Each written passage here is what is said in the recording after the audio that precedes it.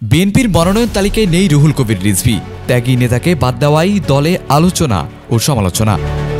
ত্রয়োদশ জাতীয় সংসদ নির্বাচন ঘিরে বিএনপি যখন প্রার্থীদের চূড়ান্ত তালিকা প্রকাশ করেছে, তখনই আলোচনার কেন্দ্রবিন্দুতে উঠে এসেছেন দলের সিনিয়র যুগ্ম মহাসচিব রুহুল কবির রিজভী আহমেদ।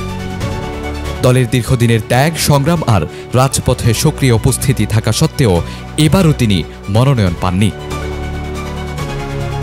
রুহুল কবির রিজভী বিএনপির এমন এক নেতা যিনি দুঃসময়ে রাজপথে থেকে দলের অবস্থান ধরে রেখেছেন।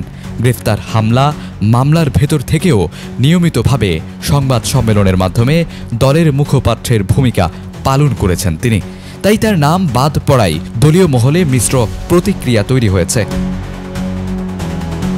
অনেকেই সামাজিক যোগাযোগ মাধ্যমে লিখেছেন, দলের সংকটে যিনি সর্বদা প্রথম সারিতে ছিলেন তাকেই যদি মনোনয়ন না দেওয়া হয় তাহলে ত্যাগের মূল্য কোথায়? রাজনৈতিক বিশ্লেষকদের মতে বিএনপির এই সিদ্ধান্ত দলের অভ্যন্তরীণ ভারসাম্য রক্ষার অংশ হতে পারে।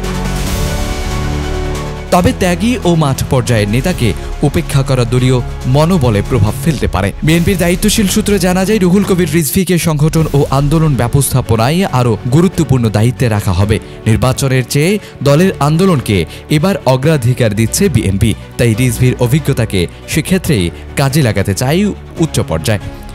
এদিকে রুহুল কবির রিজভী এ বিষয়ে সরাসরি কোনো মন্তব্য না করলেও তার ঘনিষ্ঠরা জানিয়েছেন তিনি দলের সিদ্ধান্তকে সম্মান করেছেন এবং আগের মতোই রাজপথে সক্রিয় থাকবেন।